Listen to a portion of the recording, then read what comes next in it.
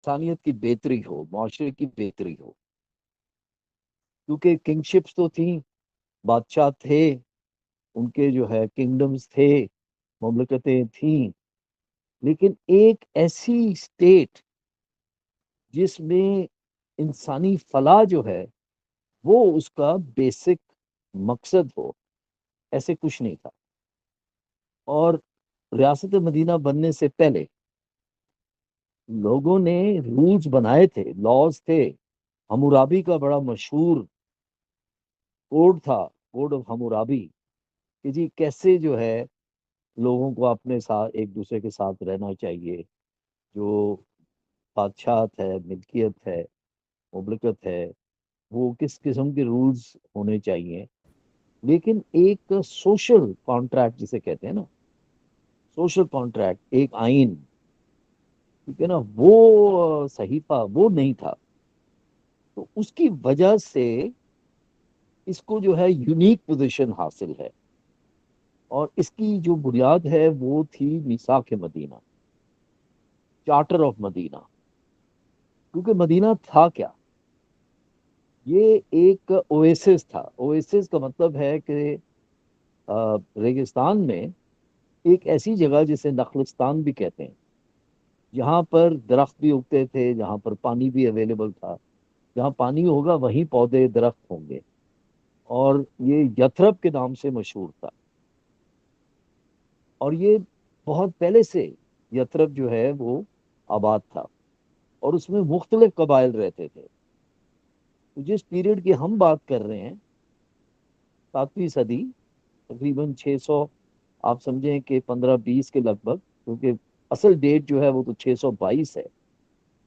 لیکن اس پیریڈ میں یتھرب کا جو یہ اویسس تھا، نخلستان تھا، یہاں پر مختلف جو ہے نا قبیلے رہتے تھے. اس میں پولیتھیسٹ، یا جنہیں پیگنز کہتے ہیں، جو بہت سے خداؤں کو، بتوں کو پوجا کرتے تھے، وہ بھی تھے.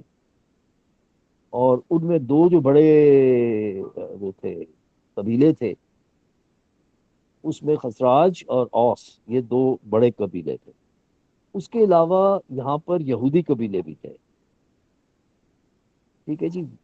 اس میں بنو نادر تھا، اس میں بنو قریقہ تھا، ٹھیک ہے نا. اور ایک اور بڑا قبیلہ تھا جس کا آئی تھنک نام مجھے ابھی آ جائے گا، وہ بھی میں آپ کو بتا دوں گا، کبھی کبھی نام سلپ ہوتا ہے. وہ یہ تین بڑے جو ہے نا یہودیوں کے قبیلے تھے. لیکن یتھرب کا جو تعلق ہے وہ ہمارے نبی صلی اللہ علیہ وسلم کے ساتھ بڑا پرانا تعلق تھا. ٹھیک ہے نا. ان کے آبا و اجداد میں جو بنو ہاشم میں سے کچھ لوگ تھے، انہوں نے یتھرب کے ان قبیلوں میں شادیاں کی ہوئی تھی. تو ایک پرانا تعلق تھا.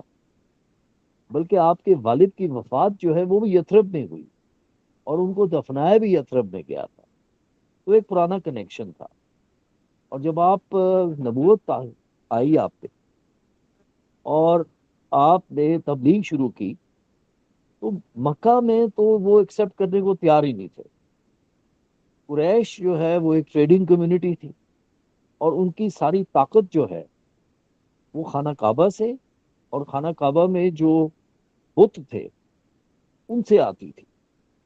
کیونکہ جو باقی کے قبیلے تھے حجاز کے، کچھ نجد کے، یہ جو علاقے تھے مکہ کے ارد گرد، تو وہاں سے جو ہے وہ لوگ آتے تھے، قبیلے آتے تھے، ہر سال آتے تھے. حج کا اہتمام ہوتا تھا. اور قریش کی جو ویلتھ تھی وہ اسی وجہ سے تھی. وہ ٹریڈرز تھے، وہ ٹریڈنگ کرتے تھے، وہ کاروان لے کے جاتے تھے، یمن بھی جاتے تھے اور جگہوں پہ بھی جاتے تھے. تو یتھرب کے لوگ جب آئے مدینہ، وہ ہر دفعہ آتے تھے، وہ بھی ان کی ملاقات ہوئی، اور انہوں نے انوائٹ کیا آپ کو کہ آپ یتھرب آ جائیں. آپ کا تعلق بھی ہے، آپ کے خاندانی تعلق بھی ہے، ہم آپ کی حفاظت کریں گے، آپ ہمارے پاس آ جائیں. اور پھر ہمیں پتہ ہے کہ 622 میں ہجرت ہوئی. اس کے مختلف عوامل تھے.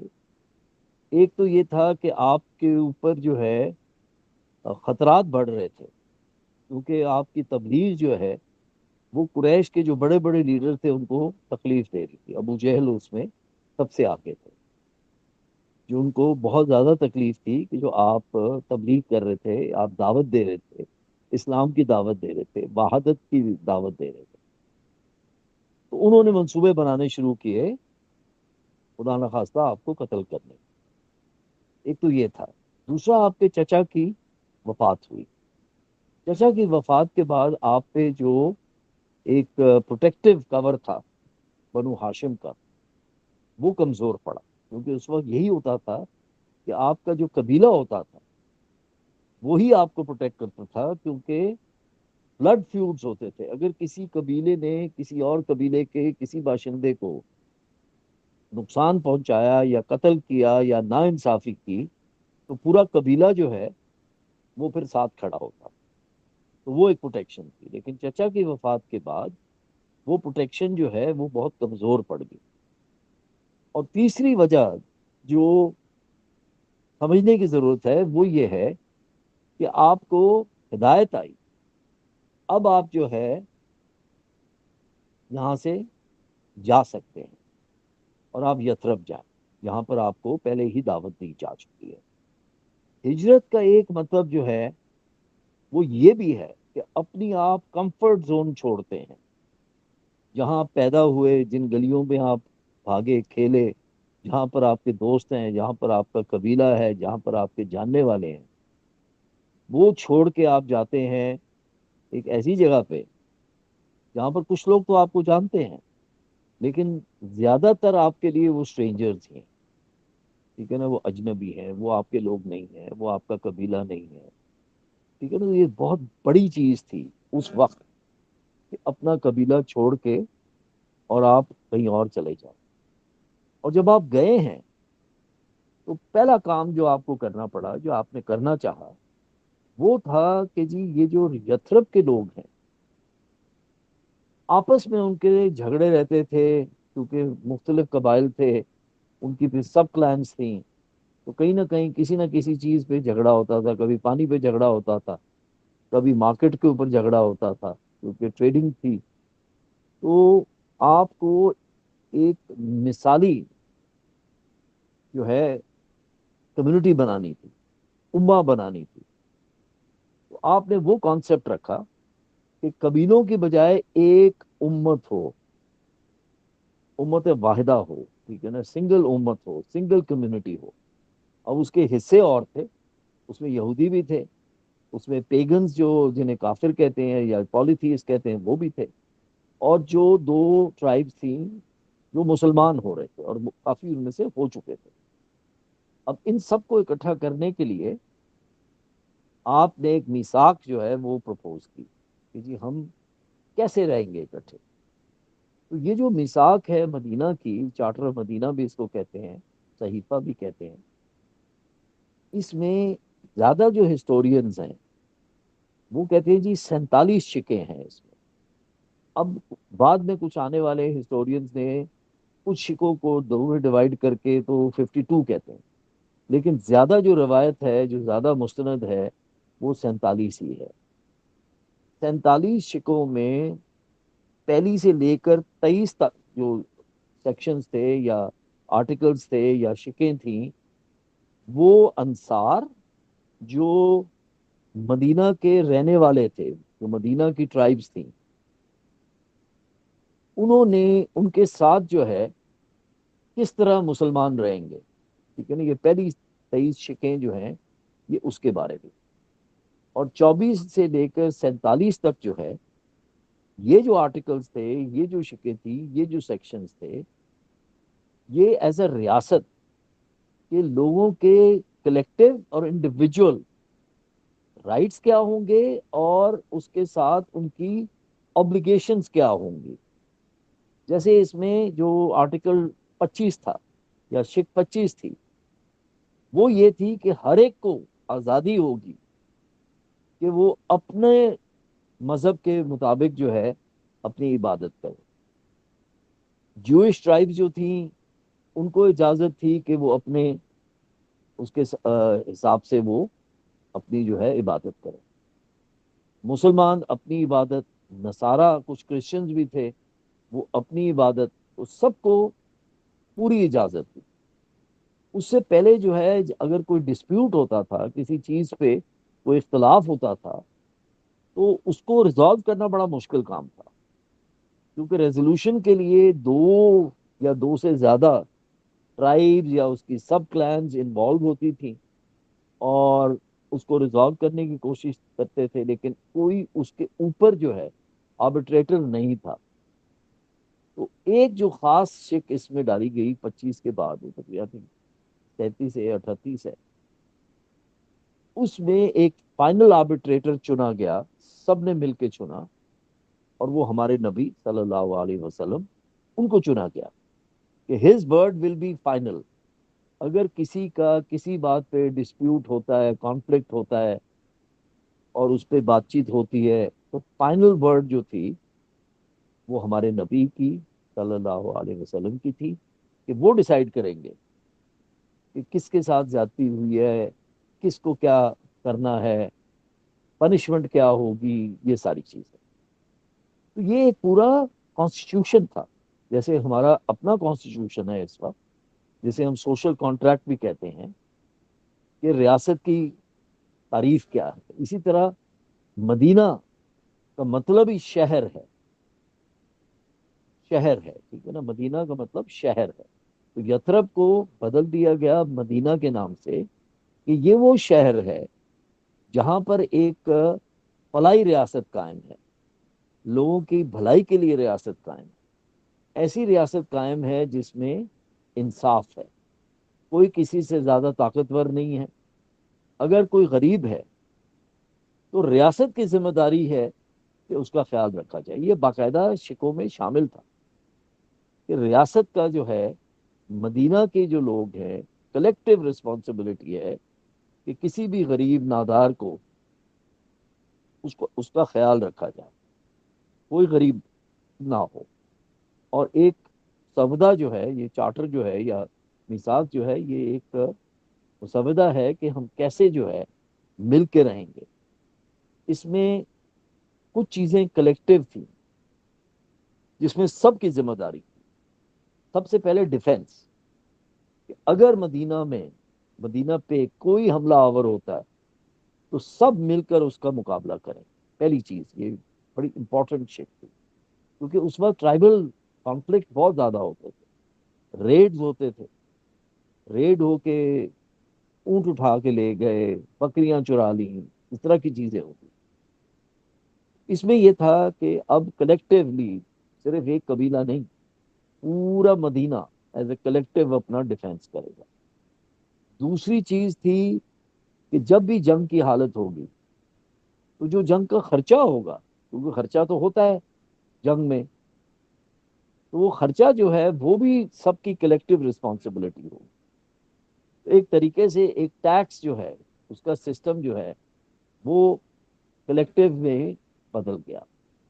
ٹیکسیشن پہلے بھی تھی، ٹیکسیشن جو ہے فرعون کے وقت میں بھی تھی، کیونکہ جو اس وقت جو کاشتکار تھا اسے ٹیکس لیا جاتا. فرعون کے ٹیکس کلیکٹرز تھے جو جاتے تھے، اور جب فصل کٹتی تھی تو اس میں سے وہ جا کے حصہ لیتے تھے. اور ایجپٹ جو ہے وہ رومن امپائر کی گرینری تھی. رومن امپائر کے لیے جو بریڈ بنتا تھا، جو روٹی بنتی تھی، ڈور روٹی تھی یا بریڈ تھا یا روٹی تھی، جو بھی شکل تھی، اس کے لیے جو گندم آتی تھی وہ ایجپٹ سے آتی. لیکن یہ جو سسٹم تھا کہ جی کلیکٹیو آپ کی رسپانسبلٹی ہے کہ آپ ٹیکس دیں گے، آپ کوئی جنگ ہوتی ہے، کوئی آپ نے دفاع کرنا ہے مدینہ کے مقصد کے لیے، مدینہ کے انٹرسٹ میں، تو سب مل کے اس میں حصہ ڈالیں.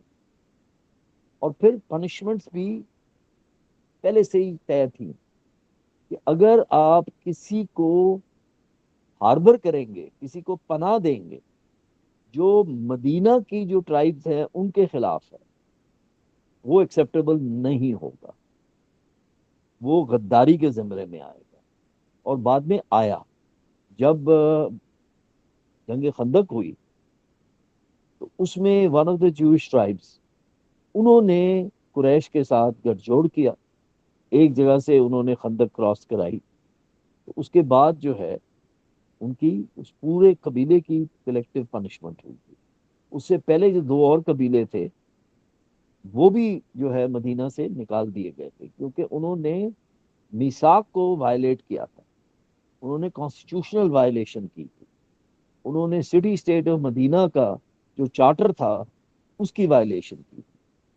اب آپ دیکھیں کہ کتنی پروگریسو سوچ تھی کہ اکٹھا رہنے کے لیے، کیونکہ جب آپ کی ٹرائب ہی نہیں رہی آپ کے ساتھ تو پھر آپ نے ایک بڑے پیمانے پہ ٹرائب کریٹ کی، آپ نے ایک امت کریٹ کر دی کہ سب مل کے جو ہے وہ سٹی اسٹیٹ آف مدینہ بنیں گے، وہ آپ کی ٹرائب یہ ہوگی، یہ آپ کا قبیلہ ہو جس میں ہر قسم کے لوگ شامل ہوں۔ اور آپ یہ دیکھیے کہ 622 سے 628، 6 سال، ان 6 سالوں میں کیا ہوا؟ 3 جنگیں ہوئی جو ہم سب جانتے ہیں۔ جنگ بدر ہوئی 624 میں، 625 میں جو ہے وہ آپ کی عہد ہوئی، اور اس کے فوراً بعد جو ہے خندق کی جنگ ہوئی، اور 628 میں صلح حدیبیہ ہوئی۔ 13 سال آپ مکہ میں تبلیغ کر رہے تھے اور مٹھی بھر مسلمان ہوئے تھے لوگ، مٹھی بھر مسلمان ہوئے۔ مکہ سے باہر جو ہے بہت کم کوئی مسلمان، مکہ ہی کے اندر ہی تھے جو تھے۔ پہلے یتھرب والے ہوئے، انہوں نے اسلام قبول کیا جب آپ کو انہوں نے دعوت دی وہاں جانے، اور آپ نے کیا کیا؟ انصار جو ہیں وہ اصل میں یتھرب کے رہنے والے جو قبیلے تھے وہ لوگ تھے، آپ نے ان کے ساتھ پیرنگ کی۔ جو مکہ سے آئے تھے وہ تو اپنا سب کچھ چھوڑ کر آئے تھے، وہ تو صرف جو ان کے ہاتھ میں سامان تھا وہی لے کر آئے تھے، تو انہوں نے ان کے ساتھ رسپانسبلٹی لگائی انصار کی جو مدینہ کے رہنے والے تھے، کہ انہوں نے مکہ کی ایک فیملی کا انہوں نے کفالت کرنی ہے، ان کو اسسٹ کرنا ہے، ان کو سنبھالنا ہے۔ اور کچھ لوگ ایسے تھے جیسے عبد الرحمن بن عوف ہیں جو تاجر تھے، تو جب مکہ سے مدینہ پہنچے اور یہ ابھی سب اکٹھے ہو رہے تھے، بات چیت ہو رہی تھی، یہ ٹاسکنگ ہو رہی تھی کہ اچھا آپ اس کا خیال رکھیں گے، آپ اس کا خیال رکھیں گے، تو انہوں نے کہا مجھے بتائیں کہ مارکیٹ کس سائڈ پہ ہے، تو ان کو بتایا گیا جی کہ یہاں آگے جا کے مارکیٹ ہے، تو انہوں نے وہاں جا کے، وہ ٹریڈر تھے، انہوں نے جا کے وہاں لین دین شروع کیا، اور ان کو کسی کی ضرورت نہیں پڑی، انہوں نے اپنا جو ہے شام تک جو ہے وہ اتنا کما لیا تھا کہ وہ اپنے آپ کو سنبھال سکتے تھے۔ یہ اس وقت کی میں تو تھوڑی سی آپ کو کنڈیشنز بتا رہا ہوں کہ حال کہ ماحول کیا تھا۔ ایکسیپٹنس تھی یتھرب کے لوگوں کی، اس کے بعد جو ان کو پرپوز کیا گیا، میثاق جو پرپوز کی گئی، انہوں نے سب نے ایکسیپٹ کی، اس کے مطابق رہنے کا انہوں نے ارادہ کیا، انہوں نے کہا جی اسی طرح ہم رہیں گے۔ اس میں سب کے جو ہے حقوق کو جو ہے پروٹیکشن دی گئی، غریب کو پروٹیکشن دی گئی، نادار کو پروٹیکشن دی گئی، اور سب سے زیادہ جو ہے وہ انصاف کا سسٹم جو ہے وہ قائم ہے کہ اگر میرے قبیلے کا کوئی شخص کسی اور کے ساتھ زیادتی کرتا ہے تو تقاضا یہ تھا کہ میں بھی اس کے خلاف کھڑا ہوں، میں بھی اس کو جو ہے چاہوں کہ وہ جو بھی زیادتی اس نے کی ہے اس کی اس کو سزا دی جائے۔ یہ بہت بڑا چینج تھا، کیونکہ اس سے پہلے جو ہے وہ قبیلے کا کانسیپٹ اتنا اسٹرانگ تھا کہ جو زیادتی کرتا تھا قبیلہ اس کے ساتھ ہی کھڑا ہو جاتا۔ تو یہ بیسک جو ہے میثاق مدینہ، اور جو مدینہ کی ریاست ہے، یہ اس کے بارے میں بعد میں بھی جو ہسٹورینز نے ریکارڈ کیا ہے انہوں نے یہی کہا ہے کہ یہ اتنا یونیک تھا کہ یہ دنیا میں پہلے کبھی ایسا نہیں ہوا تھا، اور یہ بہت آگے کی سوچ تھی۔ جو ویسٹرن ہسٹری ہے اور ویسٹرن فلسفی ہے، وہ میگنا کارٹا جو 13ویں صدی میں ایک جو ہے نا اگریمنٹ ہوا بادشاہ اور اس کے نوبلز کے درمیان، اس کے جو بیرنز تھے ان کے درمیان میگنا کارٹا، اس کو کہتے ہیں کہ جی یہ بنیاد تھی ایک ناٹ پیورلی ڈیموکریٹک، بٹ بادشاہ کی جو طاقت ہے اس کو تھوڑا سا کنٹرول کرنے کے لیے میگنا کارٹا ہوا. لیکن اس سے 500 سال پہلے میثاق مدینہ ہو چکی، جس میں صرف بادشاہ کی بات نہیں تھی، ہر ایک کی تھی، ہر شخص کی تھی. ان کی شخصی آزادی بھی تھی، ان کا جو ہے وہ سوشل کانٹریکٹ بھی تھا، ان کے لیے پروٹیکشن بھی تھی، ان کے لیے انصاف کا سسٹم تھا. یہ ساری چیزیں اس میں شامل تھیں. اور اسی وجہ سے وہ جو کمیونٹی تھی، جیسے میں نے کہا 622 میں یہ میثاق ہوتی ہے، مدینہ کا جو شہر ہے وہ آباد ہوتا ہے، اس میں یہ سارا کچھ جو ہے یہ امپلیمنٹ ہوتا ہے، کلیکٹیو تھنکنگ شروع ہوتی ہے. مسجد نبوی جو تھا، مسجد نبوی میں بیٹھ کے فیصلے ہوتے تھے، لوگ وہاں آتے تھے اپنے مسائل لے کے، اور وہاں پر ڈسکشن ہوتی تھی اور پھر فیصلے ہوتے تھے. اور وہ کمیونٹی طاقتور ہوتی گئی اس لیے کہ اس میں بیلنس تھا، اس میں برابری تھی، اور مل مل کے چلنے کا جذبہ تھا. اور ہوتا کیا کہ 6 سالوں کے اندر پہلے تو صلح حدیبیہ ہوتی ہے، جو بہت بڑا ایک ٹرننگ پوائنٹ ہے، کیونکہ صلح حدیبیہ کے ہونے کے ساتھ سارا جو مدینہ کا جو سٹیچر تھا وہ بدل گیا. جو باقی کے قبیلے تھے جو ڈیزرٹ میں رہتے تھے، حجاز میں رہتے تھے، ان کو اندازہ ہوا کہ مدینہ کی جو ریاست ہے یہ بالکل منفرد ہے، مختلف ہے. اور انہوں نے وہاں آنا شروع کیا اور دیکھنا شروع کیا اور ملنا شروع کیا، اور لوگ مسلمان ہونا شروع ہوئے. 2 سال کے اندر پکا مکہ ہوتی ہے. 2 سال کے اندر صلح حدیبیہ 628 اور 630 میں فتح مکہ ہوتی ہے، اور ایسی فتح ہوتی ہے جس میں خون کی ایک بوند بھی نہیں گرتی، کیونکہ 10,000 کا لشکر لے کر آپ مکہ جاتے ہیں.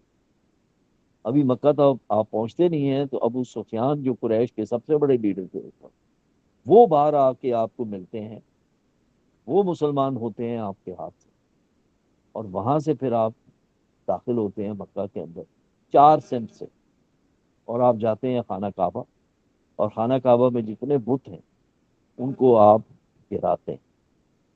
اور اس کے بعد پھر آپ واپس جاتے ہیں مدینہ. آپ مکہ میں نہیں رہتے. مکہ جو ہے وہ اب ریلیجیس سینٹر ہوتا ہے بیکاز آف دا کعبہ، لیکن آپ کا دارالخلافہ جو ہے وہ مدینہ ہی رہتا ہے. اور پھر 636 میں 6 سال بعد سب سے پہلے آپ جو بازینٹیم امپائر تھا، ایسٹرن رومن امپائر تھا، اس کے ساتھ سب سے بڑا مارکا ہوتا ہے مسلمانوں کا. خالد بن ولید، ابو عبیدہ بن جراح، یہ وہاں پر یرموک پہ ہوتے ہیں، لیکن اصل اوور آل کمانڈ جو ہے وہ خالد کے پاس ہوتی ہے.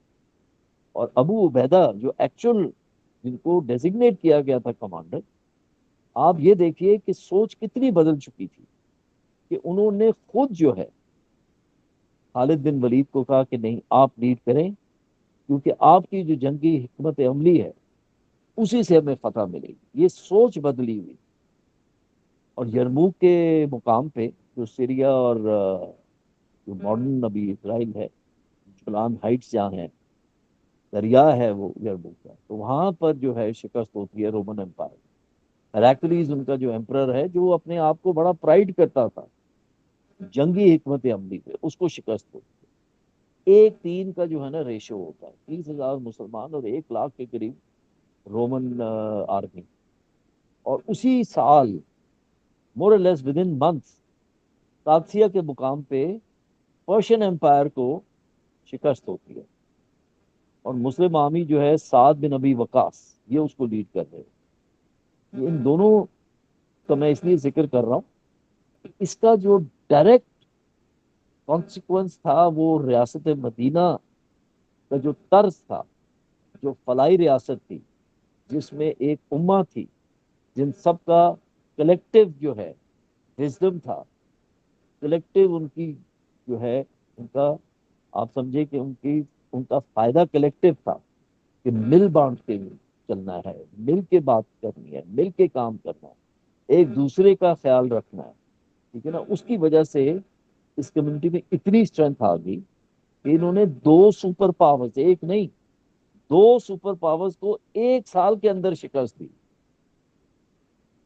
تو یہ امپیکٹ ہوتا ہے جب آپ میثاق مدینہ کے طرز کا ایک سوشل کانٹریکٹ بناتے ہیں اور پھر اس کو فالو کرتے ہیں، پھر اس کو آپ من جو ہے اس کو امپلیمنٹ کرتے ہیں کہ انصاف جو ہے اس کی بنیاد ہو، ہر ایک کو احساس ہو کہ میرے ساتھ زیادتی نہیں ہوگی، مجھے جو ہے میرا حق دیا جائے گا، اور سب کا مل کے جو ہے آگے چلنا جو ہے اسی میں اسٹرینتھ ہے، اسی میں طاقت ہے. اس پہ آپ کو کوئی سوال؟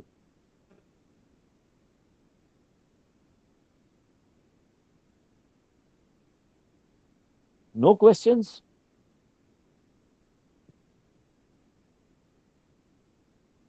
اچھا، اب میں پھر آپ کو پھر سوال پوچھوں گا کیونکہ آپ تو سوال پوچھ نہیں رہے، تو مجھے پوچھنا پڑے گا اندازہ لگانے کے لیے کہ کیا سمجھ آیا کیا نہیں سمجھ. میں نے ایک مینشن کیا آرٹیکل 25 کا، مجھے کوئی بتائے گا کیا تھا وہ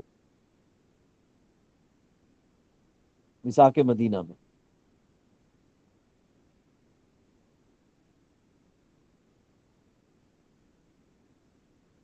نادیہ آپ کی کلاس ہو رہی ہے؟ نہیں سر، یہ لے رہے ہیں کلاس. اسٹوڈنٹ پلیز سر کو رسپانس کریں.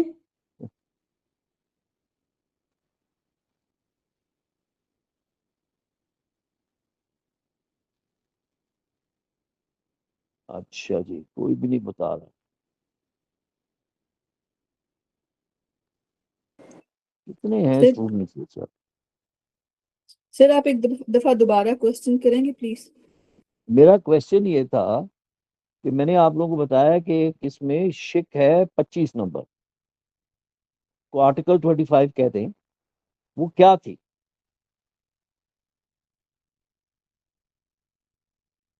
کیونکہ بڑی امپورٹنٹ شک تھی وہ. آپ خود امیجن کریں نا کہ مختلف قبیلے تھے، ان کا طرز رہن سہن مختلف تھا، ان کا مذہب جو ہے وہ ڈفرینٹ تھا. تو یہ جو 25ویں شک تھی اس کا بہت بڑا امپیکٹ تھا، کیونکہ آپ نے ان سب کو اکٹھا کر کے ایک امت بنانی تھی، سنگل. وہ کیسے ہو سکتا تھا؟ اس سے آپ کو پتا چلتا ہے حکمت کا،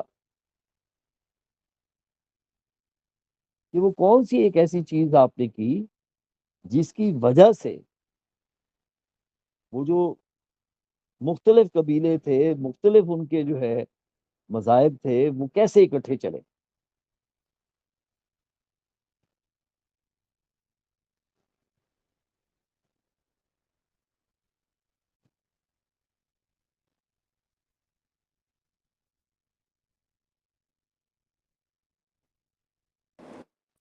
میں ایک دفعہ جی آرٹیکل جی بول. آرٹیکل 25 کے اکارڈنگلی تو سب کو ان کی رائٹس، اگر ہم ویسے سوری میں نے تو وہ یہ پوائنٹ مس کر دیا، لیکن آرٹیکل 25 کے اکارڈنگلی آپ کو بیسک ہیومن رائٹس جو ہیں وہ ملتے ہیں. تو جب بیسک ہیومن رائٹس آپ سب کو دیتے ہیں تو ظاہر ہے وہ ایک کمیونٹی اور وہ سوسائٹی ایک بہتر طریقے سے چل سکتی ہے. If you have the freedom of speech, if you have freedom to exercise your religion, and if you have the freedom to exercise your basic rights. اچھا، آرٹیکل 25 جو ہے میثاق مدینہ میں، یا شک جو ہے، شک نمبر 25 جو ہے، یہ ریلیجن اور ریلیجس ٹالرنس کے بارے میں، کہ ہر ایک کو یہ حق ہے کہ وہ اپنے مذہب کو فالو کرے، ٹھیک ہے نا. کیونکہ مختلف میں نے بتایا نا مذاہب کے لوگ تھے، تو ضروری تھا کہ ان کو اجازت دی جائے، ان کو ٹالرنس ہو کہ وہ اپنا مذہب جو ہے اس کے مطابق آگے چلے، ٹھیک ہے نا. یہ بہت فار ریچنگ ویژنری چیز تھی نہیں تو اس وقت کیا تھا، جس کا ڈنڈا اس کی بھینس، میں جو کہوں گا وہی ہوگا، ایسے نہیں تھا، ٹھیک ہے نا، کیونکہ آپ نے ایک امہ بنانی، آپ نے ایک امت بنانی، آپ نے ایک ہوموجینس کمیونٹی بنانی تھی، جن میں آپس میں جو ہے وہ اختلاف نہ ہو. اور جیسے آپ نے کہا کہ فنڈامنٹل رائٹس جو ہیں وہ شامل. یہی ہوتا ہے کہ آپ you split up into two personalities. آپ کو وہ چیزیں بھی اچھی لگ رہی ہوتی ہیں لیکن آپ پیچھے بھی واپس جانے کی کوشش کر رہے ہوتے ہیں. تو جی اب اگر سارا ایسٹ، ساری کریم پاکستان سے نکلتی جائے گی، جیسے سب یہ کہیں جی گے پاکستان میں تو اپرچونٹیز نہیں ہے، یہاں پہ تو انصاف نہیں ہے، یہاں پہ تو کچھ ہے ہی نہیں، تو پھر ظاہر ہے پیچھے تو حالات ایسے ہی ہوں گے. لیکن اسٹرکچر بھی ڈیولپ نہیں ہو رہا اور چیزیں بھی ڈیولپ نہیں ہو رہی، لیکن جی پھر بھی ہم واپس پاکستان ہی آنا چاہتے ہیں.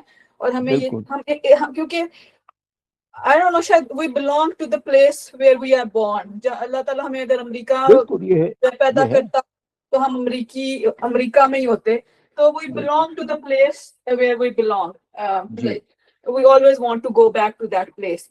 تو جی ٹھیک ہے، یہ بھی ٹھیک ہے سر، مشکل حالات ہیں لیکن پھر بھی ہم سروائیو کر رہے ہیں. اینڈ آئی تھنک وی جی آر ویری اسٹرانگ پیپل، کسی بھی سچویشن میں سروائیو کر لیتے ہیں. جی ڈسپائٹ آف دا فیکٹ ہم کمپلینس بہت زیادہ کرتے ہیں، ہم بہت زیادہ اس چیز پہ کرتے ہیں کہ چیزیں ٹھیک ہونی چاہیے، لیکن پھر بھی چلتے ہی جا رہے ہیں اور جی کافی محنتی بھی ہیں، اور جہاں پہ بھی جاتے ہیں سیٹل ہو ہی جاتے ہیں. جی دیکھیے، ہمیں جب پتا ہے کہ یہ میرے روٹس ہیں، یہ میری جڑ ہے. میرے کچھ دوست ہیں یو ایس میں ہیں اور اب ان کے بچے بڑے ہو گئے، تو وہ مجھے بتاتے ہیں کہ ہمارے بچوں کا وہ لنکیج نہیں ہے پاکستان کے ساتھ. میں جنگ گروپ میں جب تھا، leading the international side of جنگ آف جیو، تو میں نے ایک پروگرام کیا تھا، ایک کیمپین کیا تھا اراؤنڈ 14 اگست، اور اس کا ٹائٹل تھا میرا پاکستان. تو I was encouraging second generation in the US, in the UK, in Europe, to basically write an essay, a poem, a picture, whatever, of Mera Pakistan. Most of them, their Pakistan was their dadi or their nani or their cousins. That was their Pakistan. کیونکہ انہوں نے باقی تو experience ہی نہیں کیا ہوا نا. انہوں نے کبھی جا کے K2 کے بیس کیمپ کو ایکسپیرینس نہیں کیا ہوا، وہ کبھی ہنزا نہیں گئے ہوئے، وہ مری نہیں گئے ہوئے، نتھے گلی نہیں گئے ہوئے، پاغان ناران ویلی نہیں دیکھی ہوئی. ان کا وہ پاکستان تو نہیں ہے. ان کا پاکستان جو ہے نانی ہے جو عید پہ ان کے لیے کپڑے بھجوا دیتی ہیں، کسی کی شادی ہوتی ہے اس کے لیے کچھ بھجوا دیتی ہیں، کھانا جو ہے وہ ماں بتاتی ہے کہ جی یہ بریانی جو ہے یہ تمہاری نانی کی ریسیپی ہے. یہ ایکسپیرینسز ہوتے ہیں. دیکھیں ہمیں پتہ ہے کہ ہم نے کرنا کیا ہے، سوال یہ ہے کہ ہم کب کریں گے. یہ ایک دن میں تو نہیں ہونے لگا، لیکن اگر ہم چاہتے ہیں کہ ہمیں پتہ ہے کہ یار یہی ہمارے روٹس ہیں، یہیں پر ہم نے واپس آنا ہے. میں تو نام لیتا ہوں واپستانی کہتا ہوں، وہ پاکستانی جو واپس آئے، اپنی مرضی سے واپس آئے. میں خود اپنے آپ کو ان میں گنتا ہوں کہ میں واپستانی ہوں، صرف پاکستانی نہیں ہوں، میں واپستانی ہوں، میں بائی چوائس واپس آیا. تو مجھے پھر پتہ ہے کہ میں نے کیا کرنا ہے. میں نے پوری کوشش کرنی، پوری کوشش کرنی، میں نے اپنا پورا زور لگا. یہ اللہ کی مرضی ہے، وہ بھی میں نے جو ہے اسی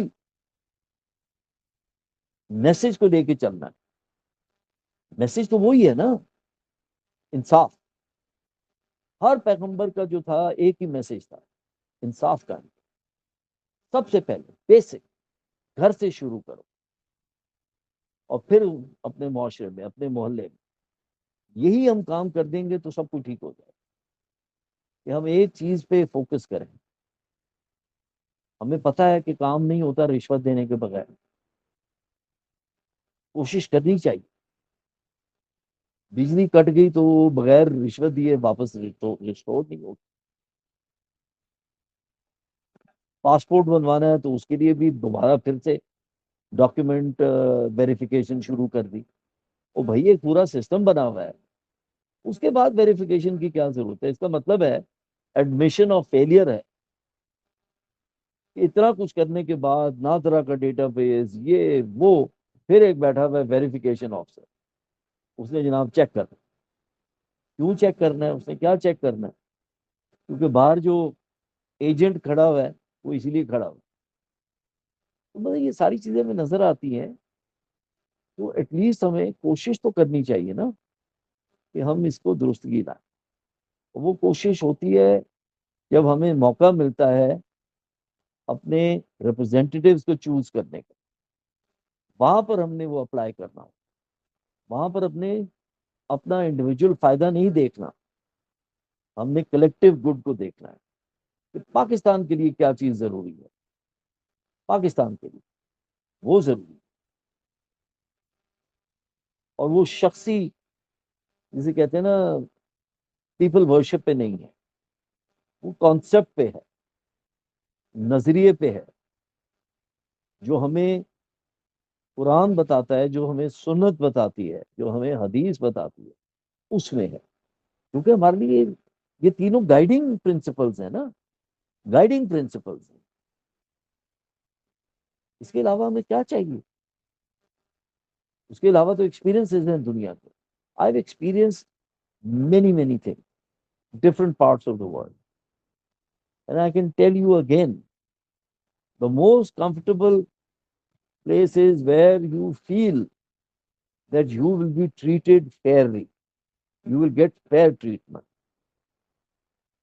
You will not face injustice. Justice will be given to you. That is the best place on earth. ٹھیک ہے جی.